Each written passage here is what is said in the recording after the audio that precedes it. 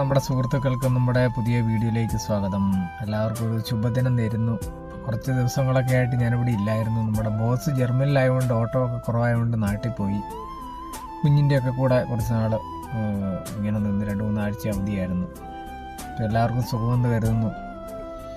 അപ്പോൾ ഇപ്പോൾ എല്ലായിടത്തും നമ്മളെ ചുറ്റും നടന്ന് നോക്കിയാൽ എല്ലാം കാണുന്നത് രാഷ്ട്രീയത്തിൻ്റേതായ ഓരോ പ്രശ്നങ്ങളാണ്. കമ്മ്യൂണിസ്റ്റ്, BJP, കോൺഗ്രസ് എല്ലാവരും മാറി മാറി മത്സരിച്ച് പോസ്റ്റർ ഒട്ടിക്കുന്നു.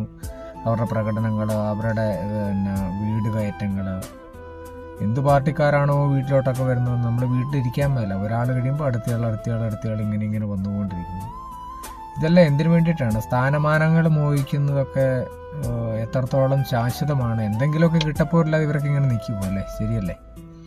ശരിക്കും നമ്മൾ ജനങ്ങളെ ഇങ്ങനെ കുറേയൊക്കെ പറ്റിക്കുന്നുണ്ട് എന്ന് തോന്നുന്നുണ്ട് പലപ്പോഴും.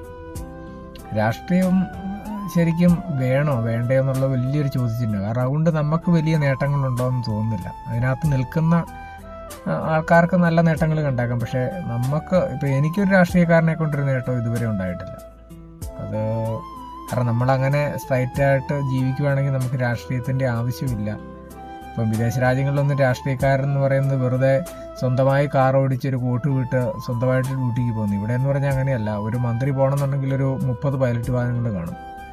അപ്പോൾ നമ്മളുടെ ചിലവുകൾ കൂടുന്നു. അപ്പോൾ സിമ്പിളായിട്ട് നല്ലൊരു നേതാവിനെ എന്ന് കാണാൻ പറ്റും. പണ്ടേ അതൊരു സുകുമാരൻ്റെ ഒരു ഫിലിം ഞാൻ ഓർക്കുന്നുണ്ട്.